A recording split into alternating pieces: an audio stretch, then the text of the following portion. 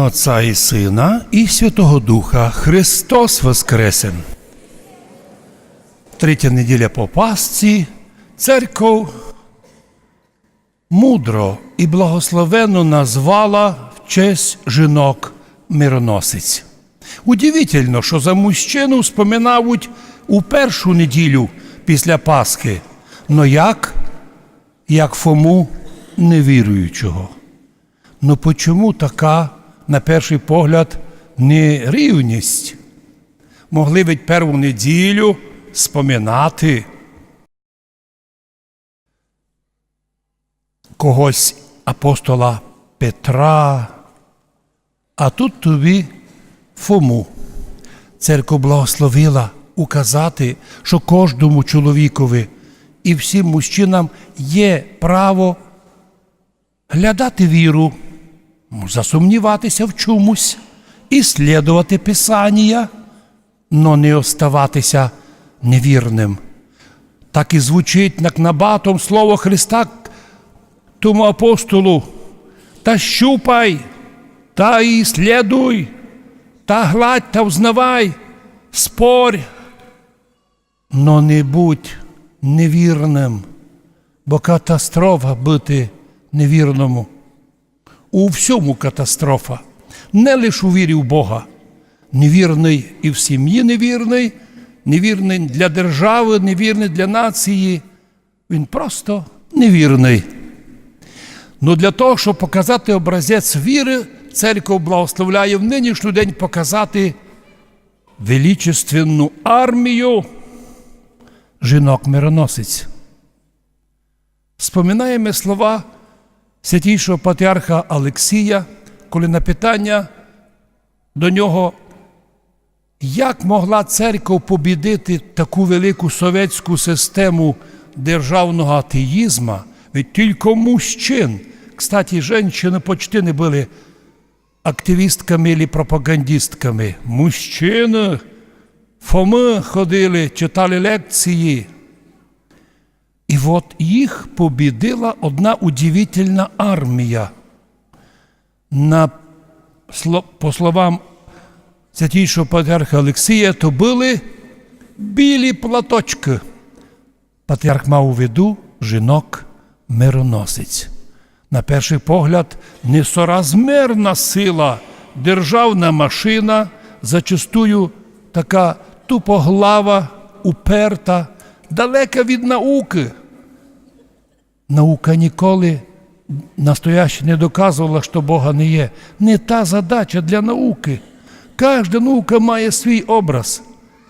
Но от, войшло в число благословенних Церкви Христовій армія білих платочків, жінок-мироносиць, свою вірою, любов'ю, терпінням, чистотою перемогли этого великого монстра державний атеїзм. Будьмо спокійні, або наоборот неспокійні, що й нині монстр этот живе. Правда, мало крила му подрізали, но він добре живе. Монстр научного атеїзму живе навіть у програмі вищої освіти. Там треба знати релігіознавство не з точки зору законної релігії, а з точки зору наукового атеїзму, де продовжують казати, що хто такі віруючі? Отсталі, котрі не знають науки. Білі платочки і тут зіграли свою величественну роль. Вони показали в той час, коли мужчини були партійними або робили вид, що вони такі мудріші. Білі платочки крестили дітей, крестили тайно внуків, притягали до церкви усіх, кого лиш могли. У наш край після війни Другої світової прийшла нова власть совєтська, а з нею прийшли активісти, научні атеїсти. Сюди привезли тисячі і тисячі молодих хлопців, а найбільше молодих дівчат, як учительок, як педагогів, як журналістів.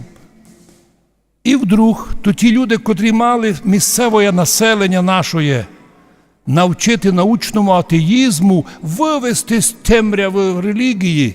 Вдруг усі тут поженилися, повінчалися, покрестилися, і наш народ, і білі платочки знову зробили свою роботу.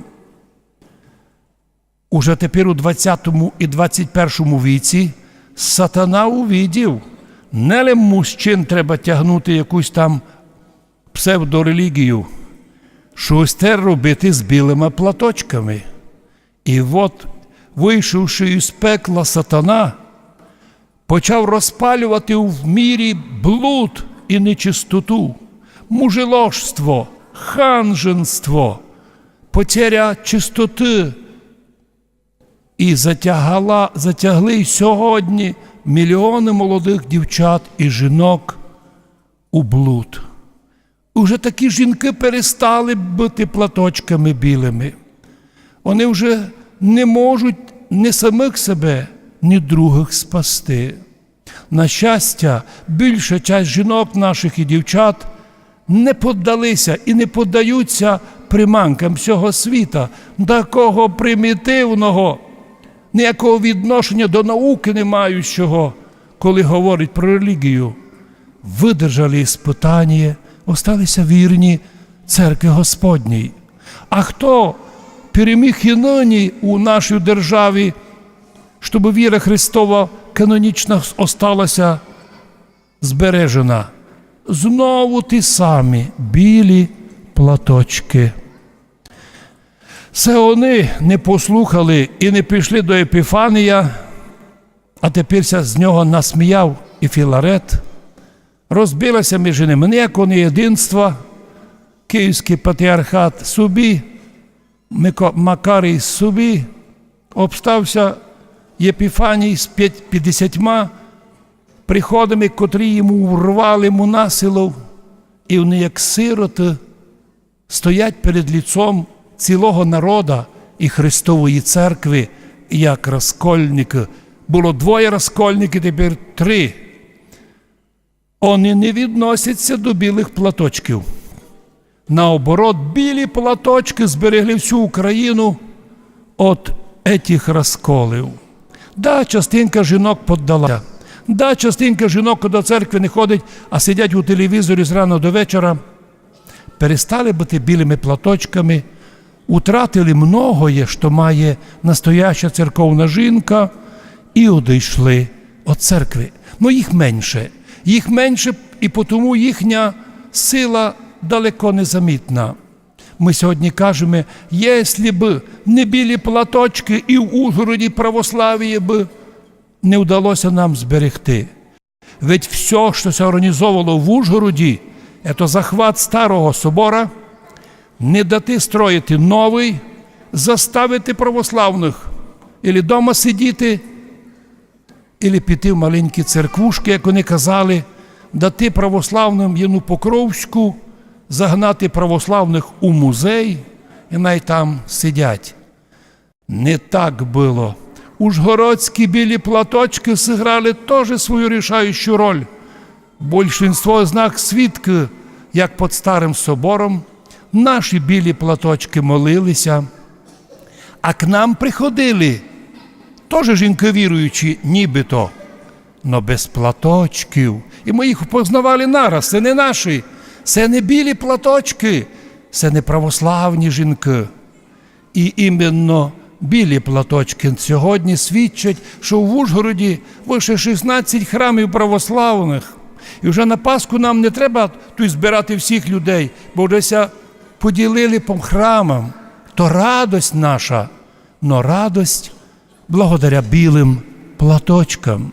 Ми молимо Господа, що Господь і по всій Україні дав жінкам-мироносицям сили духа, благодать Божию, мудрость, красоту духовну, дар жіночості, в тому числі нашим жінкам і в нашому древньому краю Карпатської Русі і в нашому Ужгороді, щоб в'єдно усі білі платочки до скончання віка виконували свою місію. Про них сьогодні Євангеліє споминається, щоб освободити священників від служення вне богослужебного були вибрані діакони, котрі почали служити, допомагати священникам, а все остальное, служення вне богослужебне, прийняли на себе білі платочки. На самій горі, де був розп'ятий Христос, всі апостоли повтікали, жінки осталися. Рано, на другий день після суботи, вони знову прийшли, щоб помазати тіло Ісусово так по восточному обряду. Ідуть по дорозі і кажуть: ми то йдемо на гроб, а хто нам отвалить тот великий камінь, ту плиту від гроба? І підходять до гроба, а гроб відкритий. Сьогодні многі люди мають ту проблему, що на їх душах лежить камінна плита научного атеїзму, камінна плита неправослав'я, збитих з толку людей. І ми теж чуємо їх голос: а хто нам, неправославним, відкриє, здойме камінну плиту, камінь від гроба? Ми їм відповідаємо сьогодні: то можна зробити у вірі православній, у церкві Христовій, де Господь ангелами ту плиту, яка чоловіка деколи давить, ангели однімають, і приходить у душу світло Христового Воскресіння. Самі ангели сказали жінкам: ви що глядаєте живого серед мертвих? Так він восстав, воскрес. Ідіть туди, спом'яніть, він про то казав. Передайте апостолам, що він буде предваряти, той скорше піде у Галилею, там його і увидите. І з радости великої, і страхами бігли жони із гроба, щоб возвістити апостолам. Ми вже знаємо, нині то Євангеліє закінчується на тому моменті, але ми далі знаємо Євангеліє, коли прийшли жони із гроба і возвістили, що Христос воскрес. Що зробили апостоли? Професора, академіки не мали віри. Не може бути. Як міг Христос воскреснути? А жони їм кажуть: ми там були, ангел казав, Ісус вас теж предупреждав. То лі забили, то лі придали. Важно розуміти, що жони перші оказалися окрилені пасхальною радостю. Ми сьогодні що можемо в Господа просити нашим платочкам білим, жінкам-мироносицям? В першу чергу Божих благословеній. Бо ніяка награда, не медалі, бо їм понавішувати всім по кілові медалі золоті, не буде равно, бо кіло золота дешевше є, чим подвиг жінки-мироносиці. Но ми знаємо, що найбільша нагорода, яку Бог дає жінкам-мироносицям, відчувають їх муж'я, браття і родичі. Це дар жіночості. То дар жіночості, женственності, котрої не мають злоносиці і жінки нецерковні. Дар в момент вінчання ми завжди напоминаємо невесті: проси у Бога собі не багатства, ніяких других даних. Проси у Бога, щоб Бог тобі розкрив у тобі дар жіночості. Тот, котрий дається лише жінкам-мироносицям, віруючим, серце, в котрих відкрито для Христа, і в серцях їх бурлить, світиться Пасха Христова. Господи, благослови наших ужгородських жен-мироносиць. Це ті, котрі вистояли в совєтські часи і нині вистояли перед лицом бродящих між нами всяких там чужинців, котрі вислухають, що вони кажуть, а потім не розуміють, чому ж люди йдуть до церкви і чому жінки йдуть до церкви. Ми їм завжди відповідали: білі платочки, діти Христові. Це армія Христа. Якщо в Латинській церкві є подпольна армія єзуїтів, вони мають своїх генералів, свої гроші, свої посади, можливості, то проти них відкрита, а не тайна армія білих платочків, жінок-мироносець достойно противостоїть. Божа Мати, покрий наших жінок-мироносець покровом своїм, нагороди їх такими радостями, щоб земні награди їх не цікавили, аби їх серця тягнулися до небесних нагород, до чистоти серця, до способності любити і бути любимими. Причому, щоб і бабушки помнили, що вони білі платочки мають передати дух діточкам, внукам, щоб так, живучи у благодаті Божій, передаючи один одному віру Христову, ми й тут на землі світилися радостю пасхальною, були захищені не спеціальною охраною, а охраною білих платочків жінок-мироносиць.